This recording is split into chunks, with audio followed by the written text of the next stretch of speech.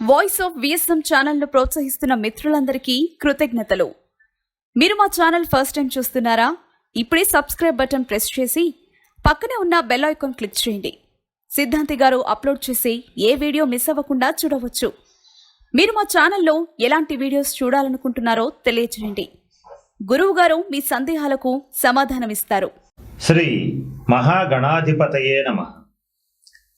ఈరోజు మనం 2020 సంవత్సరం సెప్టెంబర్ 23వ తారీఖు ఉదయం 10:44 రాహువు మృగశిర నక్షత్రం 2వ పాదంలోకి వృషభ రాశిలోకి తన ఉచ్చస్థాన రాశిలోకి ప్రవేశించటం జరుగుతోంది. అలాగే కేతువు జ్యేష్ఠ నక్షత్రం 4వ పాదంలోకి తన ఉచ్చక్షేత్రమైనటువంటి వృశ్చిక రాశిలోకి సంచరించడం, ప్రయాణం చేయటం జరుగుతోంది. అయితే ఇలా వీళ్ళు తమ ఉచ్చ స్థానాల్లో ప్రవేశించి ఏప్రిల్ 12, 2022 వరకు దాదాపు 18 నెలల పాటు ఈ రాహుకేతువులు తమ తమ ఉచ్చ స్థానాల్లో ఉండటం అనేటువంటిది చాలా అరుదుగా, అపూర్వంగా జరిగేటువంటి సంఘటన.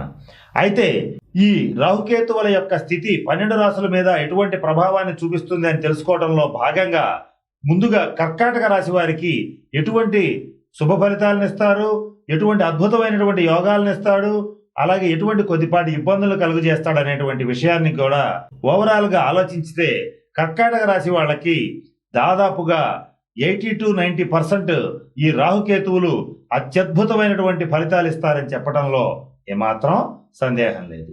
ఆ మిగిలిన 10-20% కొద్దిపాటి అనారోగ్య సమస్యలు, కొద్దిపాటి చిక్కులు కలుగజేస్తాడు.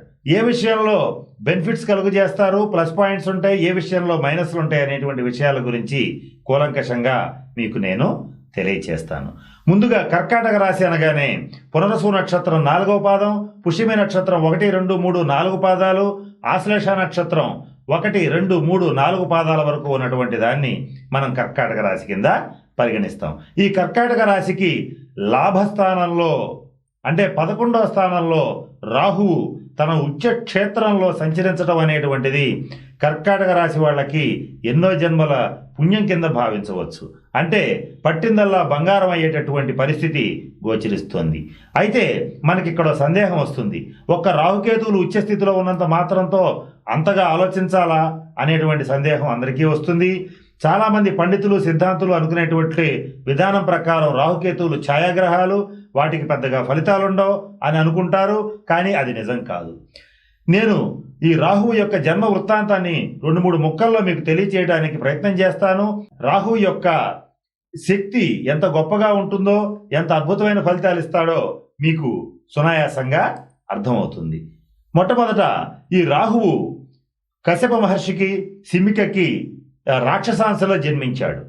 ఆయన జన్మించిన తర్వాత దేవతలని మోసగించి క్షీరసాగర మథనం సమయంలో విష్ణుమూర్తిని కళ్ళుగప్పి మాయ చేసి దేవతల సమూహంలో దూరి అమృతాన్ని తాగడం అనేటువంటిది జరిగింది.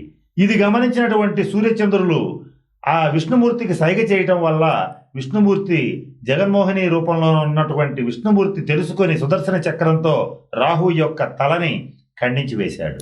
ఖండించి వేసిన తర్వాత అప్పటికే ఆయన అమృతం తాగున్నాడు గనక అమరత్వం ప్రాప్తించింది. కనుక రాహు మరణించలేదు. ఆ తర్వాత ఆయన అఖండమైనటువంటి తపస్సు చేసి గ్రహ కారకత్వాన్ని సంపాదించుకున్నాడు. అలాగే సర్పగ్రహంగా మారడం అనేటువంటిది జరిగింది. ఇలా మారిన తర్వాత 12 రాశుల వారి మీద చాలా తీవ్రమైనటువంటి ప్రభావాన్ని చూపించటం అనేటువంటిది మనం వ్యక్తిగత జాతకాల్లో చాలా సంవత్సరాలుగా గమనిస్తున్నటువంటి అంశం. అయితే ఇక్కడ మనం గమనించాల్సిన మరొక ముఖ్యమైన అంశం ఏంటంటే, రాహు అమృతం తాగాడు గనక అమృత యోగాన్ని ఇవ్వగలుగుతాడు. రాహు సర్పగ్రహం అని చెప్పుకున్నాం. ఈ సర్పగ్రహం కనుక పాముకి విషం కక్కేటువంటి లక్షణం ఉంటుంది కనుక ఈ సర్పగ్రహం అయినటువంటి రాహువు విషయోగాన్ని ఇవ్వగలుగుతాడు. మనం చుట్టుపక్కల ఉన్నటువంటి వాళ్ళలో కొద్ది మందిని కనుక గమనించేటట్లయితే అప్పటిదాకా కటిక పేదవాడుగా ఉన్నటువంటి వాడు చాలా తక్కువ టైంలో ఓవర్ నైట్ కోటీశ్వరుడు కావటం, లాటరీల ద్వారా కానీ స్పెక్యులేషన్స్ ద్వారా కానీ సడన్గా కోటీశ్వరుడు కావటం అనేటువంటిది మనం చాలామంది జాతకాల్లో గతంలో గమనించటం జరిగింది. మీరు కూడా మీ చుట్టుపక్కల వాళ్ళలో ఇటువంటి వ్యక్తులు మీకు కూడా తారసపడి ఉంటారు. వాళ్ళ వ్యక్తిగత జాతకాన్ని పరిశీలించేటట్లయితే ఈ రాహుకేతువుల యొక్క ఉచ్చస్థితి, ముఖ్యంగా రాహు యొక్క ఉచ్చస్థితి ఏదైతే ఉంటుందో అది మనకి చాలా స్పష్టంగా అర్థమవుతుంది. ఇకపోతే ఈ రాహుకేతువులు వేరే కాదు, రాహువు తల, కేతువు మొండెం. కనుక వీళ్ళు ఎప్పుడు సమసప్తక స్థితిలో ఉంటారు. అన్ని గ్రహాలు సవ్య దిశలో తిరుగుతూ ఉంటే, అంటే క్లాక్ వైజ్లో తిరుగుతూ ఉంటే, రాహుకేతువులు మాత్రం అపసవ్య దిశలో తిరుగుతూ ఉంటారు. అంటే మిగతా గ్రహాలు ఇచ్చేటువంటి ఫలితాలను అవసరమైతే డామినేట్ చేసి పక్కకి నెట్టి రాహుకేతువులు స్వతంత్రించి ఫలితాలను ఇవ్వగలుగుతారు. మిగతా గ్రహాలు వ్యతిరేకించినా కూడా వాళ్ళు ఇవ్వాలనుకున్నటువంటి యోగం ఏదైతే ఉంటుందో అది రాహువు సుస్పష్టంగా ఇవ్వగలుగుతాడు. ఈ విషయం చెప్పడం కోసమే ఈ రాహు యొక్క జన్మ వృత్తాంతాన్ని మీకు తెలియజేయడం జరిగింది. ఇకపోతే మనం సర్వసాధారణంగా ఇందాక నేను చెప్పినట్లుగా కొంతమంది జాతకాలు కనుక గమనించేటట్లయితే అప్పటిదాకా కౌన్సిలర్గా కానీ కార్పొరేటర్గా కానీ గెలవనటువంటి ఒక వ్యక్తి సడన్గా ఎమ్మెల్యే, ఎంపీ, మినిస్టర్ అయిపోయేటువంటి పరిస్థితి కూడా గోచరిస్తుంది. అంత తీవ్రంగా ఆర్థికంగా కానీ రాజకీయ పదవి కానీ ఇచ్చేటువంటి శక్తి సామర్థ్యాలు ఉన్నటువంటి రాహువు ఈ కర్కాటక రాశి వారికి లాభస్థానంలో ఉంటూ అన్ని రంగాల్లో అన్ని రకాలుగా అద్భుతమైనటువంటి మేలు చేయబోతున్నాడు. ఈ డ్యూరేషన్ని అంటే సెప్టెంబర్ 23, 2020 నుంచి ఏప్రిల్ 12, 2022 లోపల ఉండేటువంటి ఈ 18 నెలల కాలాన్ని కర్కాటక రాశి వాళ్ళు గనక సక్రమంగా ఉపయోగించుకోగలిగితే వాళ్ళ టార్గెట్స్ పూర్తి చేసుకోగలుగుతారు, ఆర్థికంగా అభివృద్ధిని పొందగలుగుతారు. కనుక మరింత శుభ ఫలితాల కోసం రాహుకి కొన్ని పరిహారాలు కనుక పాటించేటట్లయితే మరింత శుభ ఫలితాలను పొందుతారు. లాభస్థానంలో రాహువు, పంచమ స్థానంలో కేతువు సంచరించడం అనేటువంటిది ఈ కర్కాటక రాశి వాళ్ళకి కొద్దిపాటి అనారోగ్య సూచనలు కనపడతాయి. అంటే జలుబుకు సంబంధించిన సమస్యలు, అలాగే ఈ సైనసైటిస్, మైగ్రేన్ వంటి సమస్యలు ఏర్పడేటువంటి పరిస్థితి గోచరిస్తోంది. డైజెషన్ సిస్టమ్, అలాగే ఎముకలకి, వెన్నెముకకి సంబంధించిన సమస్యలు, కీళ్ల నొప్పులు, మెడ నొప్పి, నడునొప్పి వంటివి కొద్దిగా ఈ కేతుగ్రహ సంచారం వలన ఏర్పడతాయి. అయినప్పటికీ కూడా శత్రువులు ఎంతమంది ఏర్పడినా కూడా వాళ్ళని గెలిచి ముందుకెళ్లేటువంటి స్థితి రాహువు కర్కాటక రాశి వాళ్ళకి ఇవ్వటం అనేటువంటిది చాలా అద్భుతమైనటువంటి విషయం. అయితే ఇదంతా చెప్పడానికి కారణం ఏంటంటే రాహువు స్వతంత్రించి లాభస్థానంలో కర్కాటక రాశి వాళ్ళకి వారు ఏ వృత్తి, ఉద్యోగ, వ్యాపార రంగాల్లో ఉన్నా వాళ్ళకి పూర్తి స్థాయి మేలు చేస్తాడు అనేటువంటి అంశాన్ని స్పష్టం చేసి చెప్పటమే ఇక్కడ నేను చెప్పినటువంటి విషయాల యొక్క ఉద్దేశ్యం. ఇకపోతే ఏ రంగాల వాళ్ళకి ఎటువంటి ఫలితాలను ఇస్తాడనేటువంటి విషయాన్ని కనుక మనం కాస్త జాగ్రత్తగా గమనించినట్లయితే బిల్డర్సు, కాంట్రాక్టర్సు, ఫైనాన్షియర్స్కి ఆర్థికంగా చాలా బాగుంటుంది. పట్టిందల్లా బంగారమే అవుతుంది. ఆర్థికంగా ముందడుగేయగలుగుతారు. మరింత శుభ ఫలితాలు రావటం కోసం 2021 జనవరి 26 దాకా వేచి చూడవలసినటువంటి పరిస్థితి గోచరిస్తోంది. కర్కాటక రాశిలో ఉన్నటువంటి రాజకీయ నాయకులకి అకస్మాత్తుగా పదవి, యోగం, జనాకర్షణ అన్నీ కూడా వచ్చేటువంటి పరిస్థితి స్పష్టంగా గోచరిస్తోంది. ఫ్యాన్సీ, కిరాణా, మర్చెంట్స్, వస్త్ర వ్యాపారులు, చిరు వ్యాపారులు, చిన్న స్థాయి వ్యాపారులందరికీ కూడా కర్కాటక రాశి వాళ్ళకి మంచి లాభదాయకంగా ఉంటుంది. వ్యాపారంలో రొటేషన్ కానీ టర్నోవర్ కానీ ఖచ్చితంగా పెరుగుతుంది. పూర్తి స్థాయి లాభాల బాట పట్టడానికి కొద్దిగా జనవరి 26, 2021 వరకు వేచి చూడవలసినటువంటి పరిస్థితి గోచరిస్తోంది. సినీ, టీవీ రంగ కళాకారులకి, మీడియా మిత్రులకి, సోషల్ మీడియాలో ఉండేటువంటి వాళ్ళందరికీ కూడా ఓవర్ నైట్ స్టార్స్ అవడానికి కర్కాటక రాశి వాళ్ళకి ఇది ఒక అద్భుతమైన అవకాశం. ఖచ్చితంగా వినియోగించుకోండి. అలాగే ఈ కర్కాటక రాశిలో ఉన్నటువంటి స్వతంత్ర వృత్తులు చేసేటువంటి ఇంజనీర్స్, డాక్టర్స్, లాయర్స్ ఆర్థికంగా ఖచ్చితంగా అభివృద్ధి పదంలో దూసుకెళ్తారు. ఆర్థికంగా మంచి లాభాల బాట పడతారు. నూతన గృహ వాహన సౌఖ్యాలని వాళ్ళ స్థాయికి తగ్గట్టుగా, వాళ్ళ జాతకంలో వాళ్ళకు ఉన్నటువంటి స్థితికి తగ్గట్లుగా ఖచ్చితంగా ఏర్పాటు చేసుకోగలుగుతారు. సాఫ్ట్వేర్ రంగంలో ఉన్నటువంటి వాళ్ళకి, విదేశాల్లో ఉన్నటువంటి వాళ్ళకి, వీసా, గ్రీన్ కార్డు, పాస్పోర్ట్ వంటి వాటి కోసం ప్రయత్నం చేసేటువంటి వాళ్ళకి అద్భుతమైన అవకాశంగా ఈ రాహుకేతువుల యొక్క స్థితి చెప్పవచ్చు. ఇది కూడా వీళ్ళకి 2021 జనవరి 26 తర్వాత, కొంతమందికి 2021 ఏప్రిల్ 2024 తర్వాత కొంతమందికి, 2021 అక్టోబర్ 5 తర్వాత కొంతమందికి ఈ వీసా, గ్రీన్ కార్డు వంటివి పూర్తి స్థాయిలో వాళ్ళ వ్యక్తిగత జాతక రీత్యా సక్సెస్ అయ్యేటువంటి పరిస్థితి కర్కాటక రాశి వాళ్ళకి స్పష్టంగా కనపడుతోంది. అలాగే సాఫ్ట్వేర్ రంగంలో ఉన్నటువంటి వాళ్ళకి కూడా వాళ్ళ జీతంలో హైక్ కానీ, వాళ్ళ ప్రమోషన్స్ కానీ నేను చెప్పిన తేదీల తర్వాత ఏర్పడేటువంటి అవకాశం సుస్పష్టంగా గోచరిస్తోంది. ఇక కర్కాటక రాశిలో ఉన్నటువంటి రైతులకి చిరుధాన్యాలు, ఎర్రటి ధాన్యాలు, మినువులు కనుక వేసేటట్లయితే మంచి లాభాల బాట పడతారు.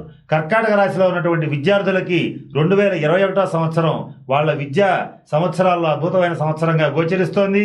మంచి విద్యా యోగాలు, కోరుకున్న కోర్సులు చేయటాలు, జీవితంలో ముందుకెళ్ళటాలు అనేటువంటివన్నీ కూడా 2021లో ఏర్పడేటువంటి పరిస్థితి గోచరిస్తోంది. కర్కాటక రాశిలో ఉన్నటువంటి స్త్రీలకి మంచి యోగ్యమైన కాలం, ఏ పని పట్టుకున్నా కూడా మంచి లాభసాటిగా ఉండేటువంటి పరిస్థితి ఈ 18 నెలల కాలం అని చెప్పవచ్చు. అంతేకాకుండా కర్కాటక రాశి స్త్రీలు ఎవరైతే ఉంటారో వాళ్ళ జీవిత భాగస్వామి కనుక వీరి పేరు మీద ఏదైనా చేయగలిగితే, వ్యాపారాలు కానీ ఏమైనా కొత్తగా మొదలు పెట్టగలిగితే ఈ కర్కాటక రాశి స్త్రీల యొక్క బలం వలన భర్తకి కానీ పిల్లలకి కానీ మంచి యోగ్యమైనటువంటి పరిస్థితి గోచరిస్తోంది. అయితే ఇక్కడ ఈ కర్కాటక రాశికి పంచమ స్థానంలో ఉన్నటువంటి కేతువు కొద్దిపాటి సంతానం విషయంలో ముఖ్యంగా కర్కాటక రాశి స్త్రీలకి కొద్దిపాటి ఇబ్బందులు కలిగించే పరిస్థితి గోచరిస్తోంది. అంటే కర్కాటక రాశి స్త్రీలకి జన్మించినటువంటి పిల్లల్లో ఒకళ్ళు కొద్దిగా అనారోగ్య పరంగా కానీ, కెరీర్ పరంగా కానీ స్లో అవటం అనేటువంటిది గోచరిస్తోంది. కేతుకు సంబంధించినటువంటి పరిహారాలు చేసేటట్లయితే మిగతా ఆ కాస్త దుష్ప్రభావం పోయి శుభ ఫలితాలు అనేటువంటివి సంప్రాప్తిస్తాయి.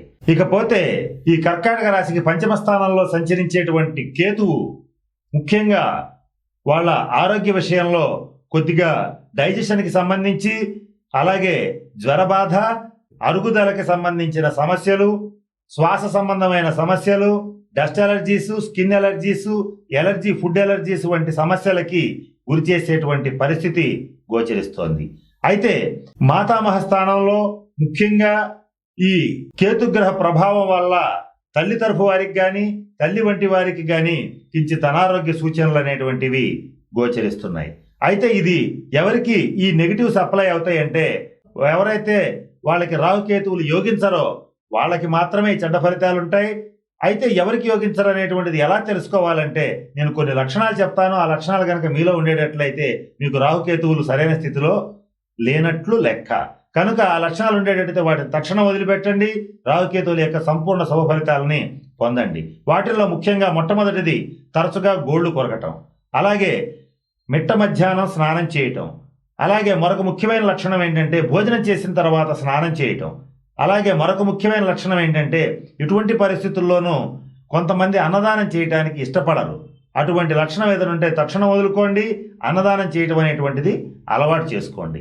అలాగే దేవాలయాలు, గోవులు, బ్రాహ్మణులని అంటే ఇలా ఆధ్యాత్మిక పరమైనటువంటి రంగంలో ఉండేటువంటి వాళ్ళని తీవ్రమైనటువంటి పదజాలంతో దూషించే అలవాటు ఎవరికైతే ఉంటుందో వాళ్ళకి వ్యక్తిగత జాతకంలో రాహుకేతువులు సరిగా లేనట్లు లెక్క.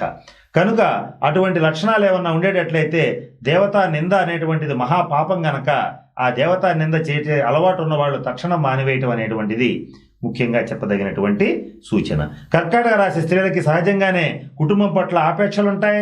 ఆ ఆపేక్షలు వాళ్ళ కుటుంబ పరంగా కానీ, బంధుమిత్రుల పరంగా కానీ ఈ రాహుకేతువుల సంచారం వలన చక్కగా విందు వినోద కాలక్షేపాలు చేసి వాళ్ళందరితో మంచి జీవితాన్ని గడపగలుగుతారు.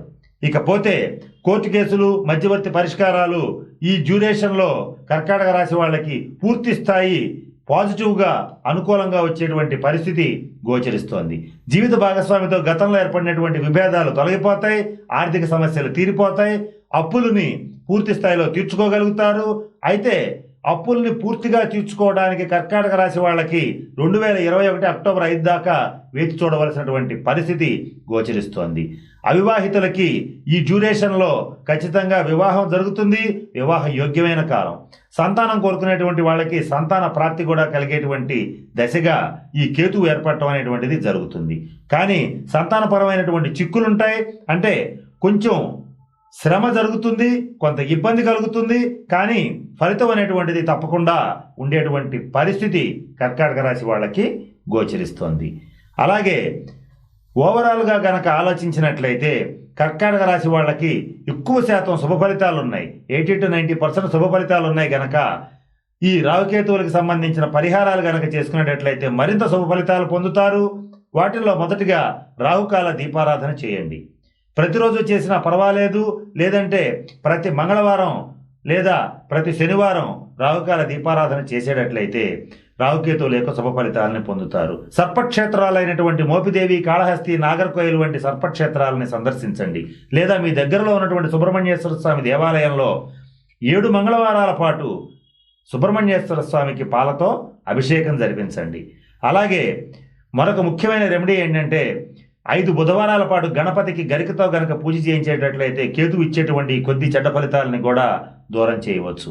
అంతేకాకుండా మరొక ముఖ్యమైన రెమెడీ ఏంటంటే ఈ రాహువు యొక్క ధాన్యమైనటువంటి మినువుల్ని నానబెట్టి ఆవుకి పెట్టడం కానీ, గారెలుగా వండి మీ చుట్టుపక్కల వాళ్ళకి పంచిపెట్టడం, లేదా పశుపక్షాదులకి, కాకులకి, ఆవులకి, కుక్కలకి ఇటువంటి గనక ఆహారం పెట్టగలిగితే రాహుకేతువుల యొక్క సంపూర్ణమైనటువంటి శుభ ఫలితాలని కర్కాటక రాశి వాళ్ళు పొందగలుగుతారు. కనుక నేను చెప్పిన అంశాలన్నింటినీ దృష్టిలో పెట్టుకుని ఈ కర్కాటక రాశి వాళ్ళు ఎలాగూ 90% 80% బాగుంది గనక ఈ పరిహారాలు చేసేటట్లయితే పూర్తి స్థాయిలో ఈ మంచి అవకాశాన్ని వినియోగించుకొని వాళ్ళు అనుకున్నటువంటి గమ్యాలు చేరాలని, మంచి పదవులను అలంకరిస్తారని, ఆర్థికంగా డెవలప్ అవుతారని, అవ్వాలని ఆ పరమేశ్వరుని ప్రార్థిస్తున్నాను.